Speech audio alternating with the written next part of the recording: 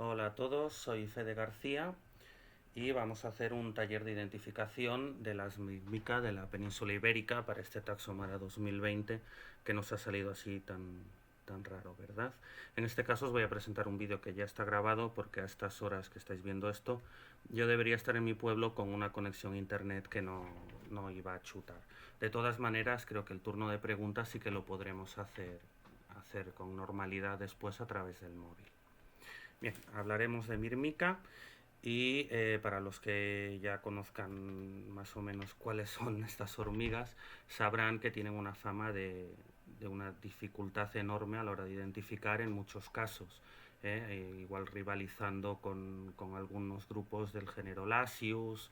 Son las típicas hormigas que cuando ponen fotos en internet para identificar acaban siempre en Mirmica SP y decimos que no se puede llegar más por foto. En la media hora más o menos que va a durar este taller, evidentemente no vamos a aprender a identificar todas las Mirmica. Esto lleva mucho más trabajo, obviamente. Lo que vamos a hacer es, es mirar qué factores hacen que las Mirmica tengan estas dificultades, por qué son tan difíciles igual a veces de distinguir, en qué caracteres hay que fijarse para llegar a una identificación, cómo hay que mirarlos y qué publicaciones o herramientas son las que existen para llegar a esto. De todas maneras, tenemos que tener claro siempre que estamos hablando de un género muy complicado y que hay que trabajar mucho en él para llegar a una identificación clara. Las mirmicas son uno de los géneros más importantes de las zonas templadas del hemisferio norte del planeta. Tienen casi 200 especies reconocidas y su distribución es holártica. Se encuentran en Norteamérica con grupos que no vamos a ver aquí, en gran parte de Eurasia, incluso en algunas partes del norte de África. Finalmente, unas poquitas especies han adaptado a vivir en zonas de altitud en la región biogeográfica tropical del sudeste asiático. En la península ibérica, por ahora, se conocen 17 especies, o al menos son las que se han venido usando últimamente. Generalizando, son hormigas pues de climas húmedos y frescos, aunque varias especies pueden llegar a habitar en la zona mediterránea. En ese caso, la diversidad baja bastante y viven en microclimas más o menos húmedos, sea humedales mismamente, umbrías, regadíos, parques. Por ejemplo, aquí mismo en Barcelona, que todos los años que llevo buscando hormigas he visto 2 especies de mirmica, pero yendo al Pirineo es muy fácil en muchos muestreos hacer 6 o 7 especies sin que cueste demasiado esfuerzo. En cuanto a su biología, anidan generalmente en el suelo, aunque hay varias especies como Myrmica ruginodis, por ejemplo, que en gran parte de la distribución es forestal, que también puede anidar en madera caída en el suelo, como tocones, tronquitos. Dejando de lado algunos grupos de especies que habitan en el Himalaya y que ya tienen una morfología bastante extraña, todas las mírmicas europeas tienen una apariencia muy semejante a simple vista. Se trataría de hormigas de mediano tamaño, estamos hablando de las obreras, medirían aproximadamente unos 5 milímetros, su color generalmente es anaranjado, aunque siempre hay alguna especie que es más oscura, especialmente en la cabeza. La escultura es muy visible, normalmente con una cierta reticulación, aunque sea más o menos lineal, siempre tiene alguna escabrosidad. Normalmente es muy rara que haya una escultura lineal muy clara. El espolón tibial, esto se menciona mucho, pero a no ser que tengas una lupa binocular no lo vas a ver con la lupa de mano para nada. El espolón de la última tibia es pectinado. De todas maneras, en las especies parásitas suele suceder que no lo sean, lo han perdido. De todas maneras, como veremos después, las especies parásitas en Myrmica son bastante raras. Además, las espinas del propodeo son siempre muy aparentes, más o menos largas dependiendo de la especie, pero para tratarse de un grupo de hormigas europeas, las espinas realmente se llaman la atención. Mirando a simple vista unas cuantas muestras de mirmica de especies diferentes, podríamos observar claramente que, aparte del color, que en ocasiones puede ser bastante variable, ya no de una especie a otra, sino dentro de la misma población, no podemos decir mucho de la identidad de las distintas especies. Hombre, con un poco de práctica, lo que es Myrmica ruginodis o rubra se ven un poco diferentes, pero no podemos nada más. Sin embargo, tenemos que pensar que para haber descrito pues, casi los 2 centenares de especies que existen de este género, pues tiene que haber realmente diferencias. Y claro que las hay, lo que sucede es que hay que mirarlas para verlas claramente con una lupa. Buena parte de la taxonomía del género se basa en las antenas. Como veremos, hay distintas estructuras en ellas que son de gran importancia taxonómica. En primer lugar, siguiendo lo que es el transcurso de la mayoría de las claves de los distintos autores desde siempre, comprobaremos el grado de curvatura que se da en la base del escapo, es decir, del primer segmento de las antenas, el más largo. La vista en la que vamos a ver estos ejemplos es en sentido contrario de donde sale el funículo. Normalmente sería desde esta vista, más o menos, quedando el funículo siguiendo la dirección de nuestro eje de visión. Aquí tenemos 2 escapos de mirmica. El de la izquierda se considera poco curvado, según como se viene denominando en las claves, y el de la derecha muy curvado. De hecho, como podemos ver, el de la derecha está curvado casi en ángulo recto.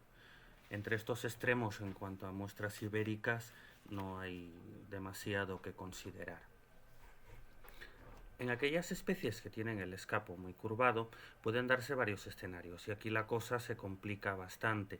Es un poco como un puzzle 3D, como veremos en estos siguientes 3 ejemplos, en la misma vista que anteriormente. En el primero vemos que el escapo sigue su curvatura por un lado y por otro, sin que nada llame especialmente la atención. En todo caso puede darse una traza o línea oscura que delimite esta área por arriba o por abajo, pero no va a sobresalir nada. En este segundo vemos que hay un lóbulo en la zona justo después de la curvatura. La disposición es como de un semicírculo dirigido hacia la parte posterior y puesto como horizontal, como un plato horizontal sobre el perfil del escapo. En las claves esto se viene denominando lóbulo basal. Finalmente, en el tercero, vemos que existe también como un lóbulo, pero este se dispone más verticalmente, como atravesando la línea del escapo. En las claves se suele llamar como estructura dentiforme o diferentes. Ojo con confundir el lóbulo basal con este diente del tercer ejemplo. A veces en la misma visión puede traer a confusión. Otro carácter muy importante que se usa en muchos casos en las claves para identificar mirmica es la forma del peciolo en vista lateral. En este caso, sobre todo, lo que hay que tener en cuenta, lo que tienen en cuenta los autores a la hora de elaborar las claves y de hacer las descripciones, es el perfil del nodo peciolar. Sobre todo si el borde anterior es más o menos angulado, si el borde superior es más o menos redondeado y la manera en la que termina en la parte posterior, si va haciendo una curva continua hasta la unión con el pospeciolo o bien si casi al final hay un escalón. La escultura en mirmica es un carácter que hay quien lo ha usado más y quien lo ha usado menos. Sin duda es más difícil de medir, ¿no? Y por lo tanto de usar en tablas y demás. Sin embargo, sí que es importante y si comparamos nuestras muestras veremos que entre especies hay diferencias y a veces nos pueden ayudar de cara a la identificación. Cuando se observa la escultura, para evitar brillo se puede usar un difusor. En cuanto a la pilosidad, no tiene mucho de especial la pilosidad de mirmica realmente comparado con la de muchas otras hormigas. Solamente decir que en las especies parásitas su pilosidad suele ser más fina y con el extremo acabado más afinado, más apuntado, no con un final tan abrupto como en las especies de vida libre.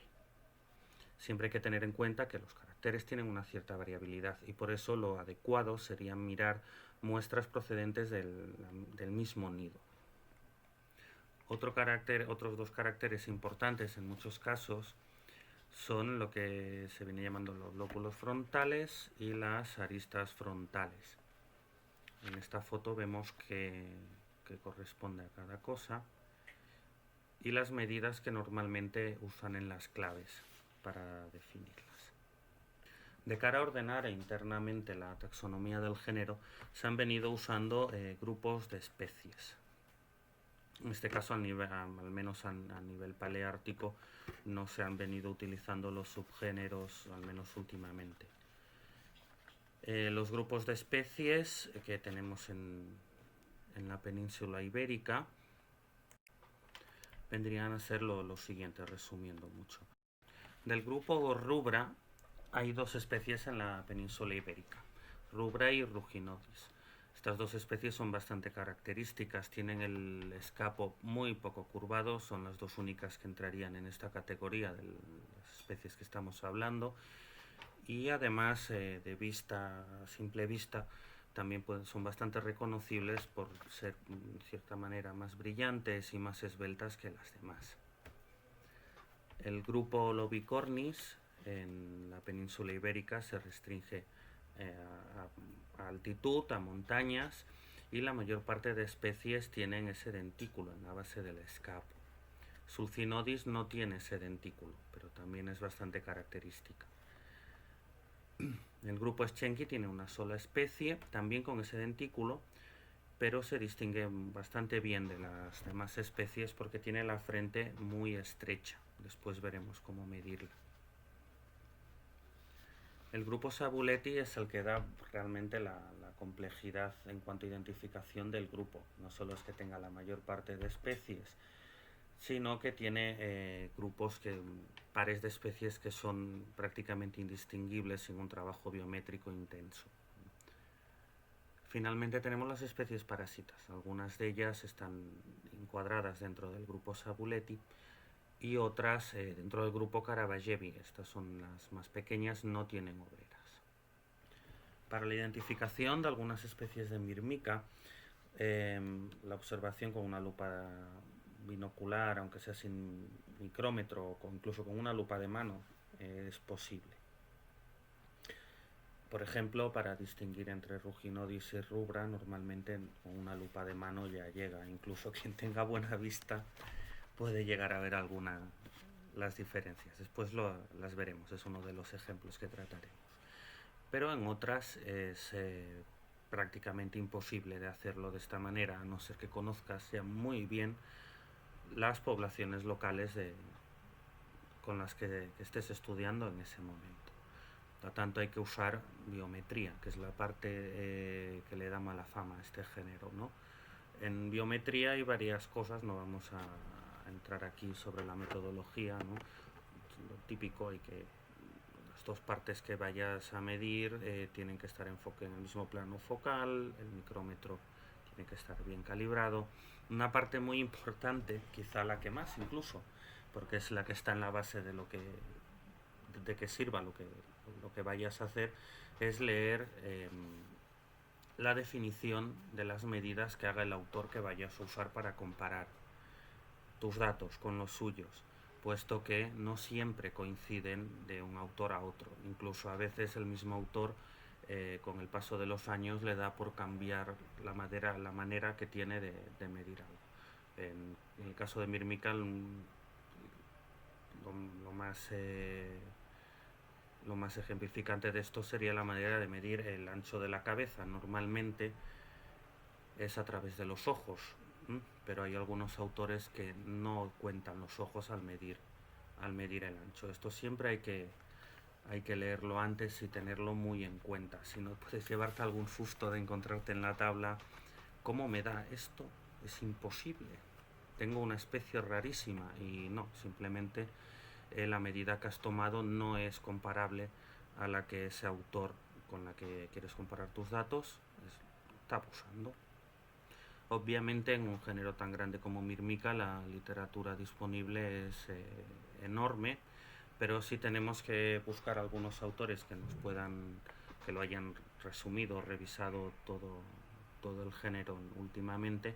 Tenemos que centrarnos en Radchenko y Elmes, que aparte de tener muchos artículos sobre este género, todo el paleártico, hace unos años escribieron este libro, es Myrmica Ants of the Old World, donde tratan todas las Myrmica paleárticas del año 2010. Ha habido algún cambio, pero no mucho. El otro autor es Seifert, que tiene su revisión del año 88 y más recientemente, hace 2 años, sacó un libro de hormigas de Europa Central y del Norte que, aunque no tiene los endemismos ibéricos, para muchas del resto de Myrmica sí que es válido.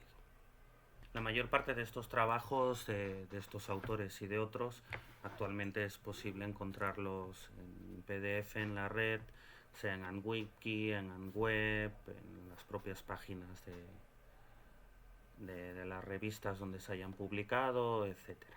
Eso no hay nada nuevo que decir. Una cosa muy importante a tener en cuenta también en el género es que a lo largo de las décadas ha habido cambios taxonómicos que han afectado a los nombres utilizados. Por ejemplo, Myrmica westmaeli durante muchos años, hasta la revisión de Seifert en el 88, se vino considerando un sinónimo de Myrmica lobicornis. Por lo tanto, las citas antiguas de lobicornis, anteriores a esa revisión, hay que tomarlas con cautela si no se ha revisado posteriormente el material.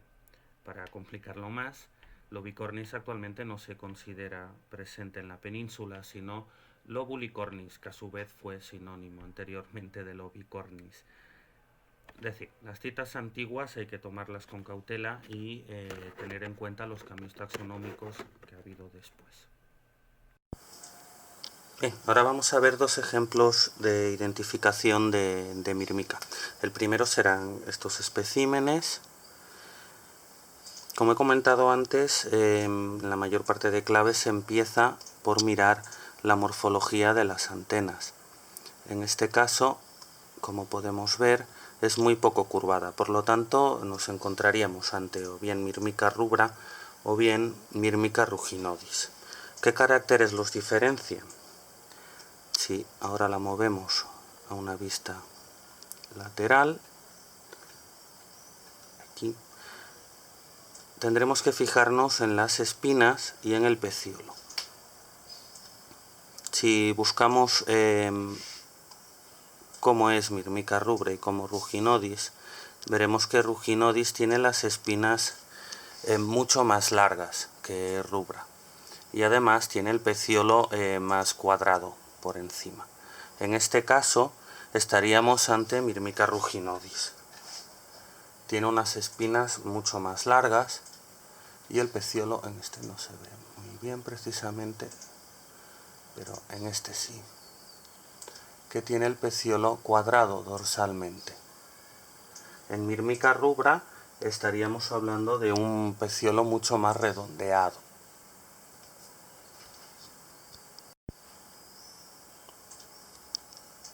Aquí tenemos una rubra. Si lo comparamos con la imagen anterior, veremos que las espinas son mucho más cortas y que el pecíolo es más redondo. Vamos por otro ejemplo. Esta vez es un ejemplar del Pirineo, los de antes eran de Galicia. Empezamos lo mismo. Miramos la antena, si tiene algún lóbulo. Aquí vemos que no, está idealmente curvada. No se ve ningún diente ni ningún lóbulo. Entre las especies ibéricas esto vendría a ser que está muy curvado, No es ni rubra ni ruginodis, evidentemente. Pero en la base del lóbulo, del escapo no hay ningún lóbulo, ningún diente. Entre las especies ibéricas esto sería entonces o bien Myrmica loba o bien Myrmica sulcinodis. la morfología del peciolo, la escultura y el hecho de que esté cogida a 2000 metros en el Pirineo nos indican que estamos ante Myrmica sulcinodis. Bien, vamos con otro. En este caso, en la base del escapo vemos que tiene un gran dentículo, que es transversal y vertical respecto al escapo. Aquí entraríamos dentro del grupo que hemos hablado, que normalmente son de alta montaña en la península, aunque en este caso nos íbamos a llevar una sorpresa, no hay que darlo por sentado siempre. Vamos en vista lateral y sobre todo, si le echamos un vistazo en vista frontal a la cabeza, veremos que los lóbulos frontales y las aristas frontales son muy divergentes. De hecho, en estos casos seguramente estaría cerca del 1,7 si hiciéramos la proporción. Esto indica que estamos no ante un miembro del grupo Lobicornis, como sería fácil decirlo, sino ante Myrmica schenki. Finalmente, un ejemplo con el lóbulo basal semicircular. Aquí lo vemos, de hecho brilla un poquito. Si miramos ahora el peciolo en vista lateral, veremos que no es angulado anteriormente, tiene la parte dorsal redondeadita y al final no acaba en una línea suave que vaya hasta la unión del gáster, sino que hay un escaloncito. En este caso estaríamos o bien ante Myrmica sabuleti, aquí se ve bien el escalón al final, o bien ante Myrmica sabuleti, o bien ante Myrmica spinosior. En este concreto no he hecho el discriminante que habría que hacer en esta muestra concreta, pero en base a la divergencia entre los lóbulos frontales y las aristas frontales, muy probablemente estemos ante Myrmica sabuleti, que las tiene bastante más divergentes. Bueno, pues esto es todo. A ver si hay alguna pregunta. Muchas gracias por vuestra atención. Espero pues, que le haya podido aclarar algo a alguna persona y que los que ya entienden de Myrmica no se hayan aburrido demasiado. Muchas gracias. Hasta siempre. Bueno, pues pasamos a la ronda de preguntas para Fede. A ver, mira, ya tenemos por aquí una pregunta. Javi Arcos pregunta, Fede, ¿hay claves para reinas o su identificación es más delicada? Algo estilo Cotonolasius y Seifer. De reinas, normalmente no hay que yo recuerde. No sé si en la revisión de Seifer del 88, que no la tengo aquí, había unas claves de reinas. Me suena que sí. Pero por lo que sé, Rachenko decía que las reinas no eran tan buenas como obreras o los machos para identificar. Fede, perdona que te interrumpa. Si no me equivoco, en el libro de Sasha, de Rachenko en el MED, sí que viene una parte para identificación de alado. No es tan específica como para obreras, pero sí hay algo de alado. Y sí es cierto, vamos, que las reinas no son tan buenas, pero si no me equivoco, sí viene una parte para alado. No lo tengo, la hacen, allí recuerdo sí que salen machos, eso sí que se usa mucho. Sí, tienes además los dibujos en las láminas, tienes para las obreras y para las reinas. Sí, vienen las tres castas en ese libro. Sí. Yo tenía una pregunta para ti, porque he visto que en los ejemplares que tú has sacado de Rubra ruginodis sí que se ven bastante bien diferenciados. Por la parte del norte de Polonia y tal, Rubra y ruginodis están un poquito mezclados. Algunas veces los caracteres no son tan claros. Y sí que te vienes a encontrar lo que hasta hace poquito pensábamos que era una rubra con unas espinas un poquito largas, porque el peciolo de rubra, porque el peciolo de la hormiga no es exactamente aplanado como lo tienes en Ruginodis, pero sí tiene unas espinas relativamente largas para que sea una rubra. Cuando hemos hecho el análisis genético se trata de una Ruginodis con las espinas más cortas de lo normal y un peciolo con una morfología intermedia. ¿Te la has encontrado por ahí también o es algo un poquito más de por aquí? De todas las muestras que he visto, nunca me he encontrado con una duda así. Aquí no. Vale. No, porque en tus muestras se ve muy clarito, pero aquí me lo he encontrado y siempre hemos tenido la duda esa, primero peciolo y después espina o primero espinas y después peciolo. Y parece ser que tira más el peciolo. Claro, aquí yo no recuerdo haber tenido estas dudas a la hora con este par de especies, ¿eh? Además, al menos aquí, como hay bastante, bueno, bastante no, normalmente hay una cierta diferencia de hábitat, pues eso ayuda también. Ruginodis suele encontrarse más en bosques, a no ser que vayas a zonas altas o muy umbrías o tal. Sí, no, aquí la distribución es la misma. Ruginodis más zona leñosa, rubra más de pradera, pero siquiera había encontrado la morfología esta intermedia en muchas ocasiones. Y tenía la curiosidad si por ahí, por España, porque claro, yo por España no las he cogido, si también os habíais encontrado eso. Pues nada, muchas gracias por la aclaración. Tenemos por aquí otra pregunta, una pregunta de Jota. ¿Podrías al menos nombrar aquellas especies adaptadas a vivir en ambientes mediterráneos?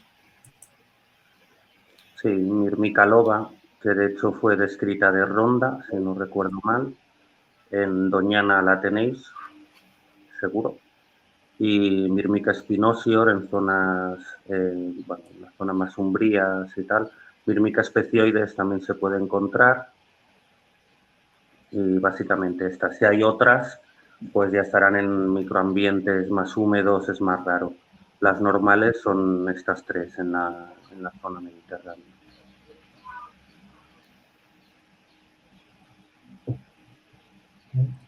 Bueno, más preguntas. Tenemos aún tiempo para preguntas. Bueno, de momento nadie pregunta nada. Bueno, que la gente se vaya animando. Vale, venga, yo me animo a otra. Vale. Por aquí, por la parte de, bueno, también por Italia, todo esto.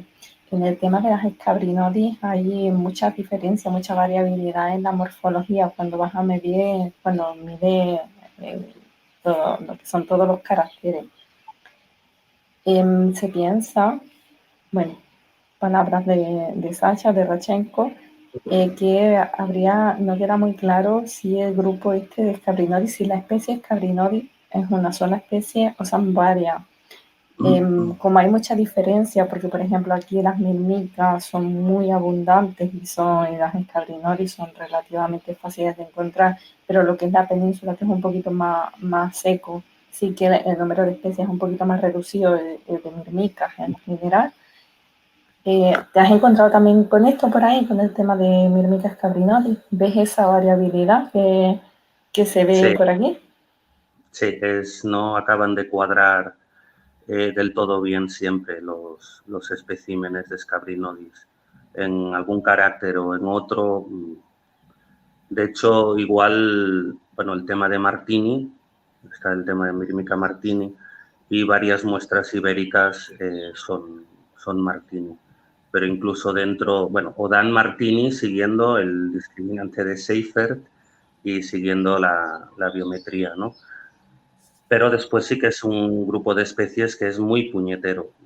Sí que hay diferencias, no es así como coges otras especies de Myrmica y dices, es esto, porque es esto, todas son más o menos iguales. En Scabrinodis la variabilidad es bastante mayor. Da que pensar. Habría que hacer un muestreo muy extensivo para mirar si pueden ser diferentes especies o es una variabilidad geográfica que va cambiando según la región a la que vayas. Sí, se puede pensar también aparte en temas de adaptaciones locales, pero Después, por ejemplo, yo también lo que he visto es una variabilidad en coloración y en mirmica rubra, que al principio, porque te voy haciendo preguntillas de estas, porque bueno, hay mucha gente que aquí que son, no son de aquí de Europa, y también otra gente que son amateurs y a lo mejor están interesados en la introducción, en la identificación esta de mirmica, no tienen una idea a lo mejor tan clara como a lo mejor otra gente de aquí de la península o que está más acostumbrada. Algunas veces, cuando identificamos especies, nos dejamos llevar por la coloración, que en realidad no es el mejor carácter taxonómico, no deberíamos hacerlo, pero algunas veces sí tendemos a hacerlo inconscientemente. Me he encontrado rubra, mucha mirmica rubra, que dependiendo de la zona, va a ser, tiene la coloración esta típica amarronada y entre marrón y rojiza, pero hay otras zonas y no son individuos tan jóvenes porque en mirmica la coloración cambia con la edad. Me encuentro rubra, que son un poquito como más amarillentas en la coloración, no tienden a rojizo y sí que tienen toda la parte superior negra, bueno, oscura, oscurecida. ¿También lo ves por ahí o son más color uniforme? Yo en el caso de rubra aquí en la península ibérica no me he encontrado con este fenómeno que dices. Molaría. Me la he encontrado sobre todo de zonas de turbera. Sí que suelo encontrar que son como más amarillentas y, y tienen esta partecita de la cabeza como si se hubiese... Mira, un ejemplo muy claro para que todo el mundo entienda. Cuando hay un gato que se mete debajo de un coche y te sale con la cabecita negra, pues igual. Sí, sí que hay diferencias de coloración de una población a otra, a veces de un nido a otro en una población. Pero en el caso este de rubra, no lo he encontrado. Creo que todas mis muestras de rubra, las que haya visto yo, son más o menos semejantes. Una cierta variabilidad sí que hay, pero no tan extrema como esto me hubiese llamado la atención. Sí, qué chulas. Y ahora se me ocurre, como no hay más preguntas, de momento, Gemma y yo estuvimos muestreando hace un par de semanas, buscando mirmica para un trabajo. Y encontramos que, bueno, yo es que en España no lo he visto, no sé, a lo mejor en el norte de España sí es diferente al haber más humedad, pero aquí, un bosque relativamente húmedo, y muchas de las colonias, casi todas diría yo, no, Gema, tenían ácaros, estaban, pero muchísimos ácaros. Eso también, bueno, los dos lo habéis visto en España, porque yo, por lo menos en la zona muestreal, no lo he encontrado. Es relativamente común. Depende del tipo de ácaro también. Hay los ácaros estos rojitos que están por la puesta, por el suelo, y después hay algún ácaro que se agarra a las hormigas. En mirmica también la hay, algún caso bastante curioso, y esos son bastante más raros. Pero los que están, los ácaros redonditos, rojitos, sí, están por el suelo del nido, es bastante común. ¿Pero eso lo has visto por la zona del norte o en general por todos sitios? Porque yo en Teruel, Valencia, Castellón, toda esa zona, por ahí nunca he visto eso. Es bastante común, tanto aquí donde estoy ahora en Galicia como en el norte de Cataluña, que hay más mirmica, es bastante común. No en todas probablemente, pero ni una gran densidad de ácaros, pero verlos es bastante común. Yo lo que sí me he dado cuenta es que las colonias estas, ¿vale?, que nosotros vimos con una gran densidad de ácaros, las vas a encontrar en zonas de bosque, en zonas boscosas, porque nosotros estuvimos cogiendo en el bosque de Villavieja. Pero cuando vas a coger las mirmicas a otras zonas más de praderas o un poquito menos hombrías, no hay tantas colonias con esa densidad de ácaros. Allí era bastante más limpia, allí sí era. Casi todas las obreras tenían ácaros por todo el gáster y por eso me llamó mucho la atención. Las tenotoras que cogí, la reina que le estuve limpiando los ácaros bueno, se lo quité así del gáster por los de ellos, porque tenía tantos que le hacía así y se iban cayendo. Caramba, no, eso tan extremo tampoco no lo he visto por aquí. Pero yo en los 6 años y medio que llevo aquí cogiendo cogiendo tesis y tal, es la primera vez que veo esa densidad tan alta. Pero sí que es verdad que es una zona un poco particular porque es un bosque virgen, bueno, es el único bosque virgen de Europa. Entonces, digamos que allí las poblaciones en general de todos los artrópodos es un poquito distinta a lo que te vas a encontrar en el resto de los bosques o las zonas que normalmente son seminaturales o son reforestaciones o no son bosques vírgenes, porque por desgracia no los tenemos. Entonces, digamos que son una circunstancia un poquito particular. Son bosques vírgenes, mixtos y con una humedad altísima. Incluso las zonas que se consideran xerotérmicas o bastante secas en general, pues son muy húmedos para lo que nosotros estamos acostumbrados en la península. Sí, sí. Entonces lo de aquí es ya desierto, ¿no? Si hay zonas allí xerotérmicas, llama la atención. Qué suerte tuvisteis de estar ahí, caramba. Nada, vosotros podéis ir cuando queráis, os venís para acá y aquí estamos Dani y yo en Polonia, que os recogemos. ¿Y qué tensión hay? Que no te puedes agachar, no puedes tocar nada por las garrapatas, se te suben enseguida. Esto no da gusto. Hay muchas garrapatas. De hecho, yo en el trabajo estoy vacunada para las enfermedades que transmiten las garrapatas. Bueno, para las que hay vacunas, es obligatorio. Bueno, pues... ¿Qué más? Podemos pasar al descanso. Creo que ya es la hora del descanso. Sí.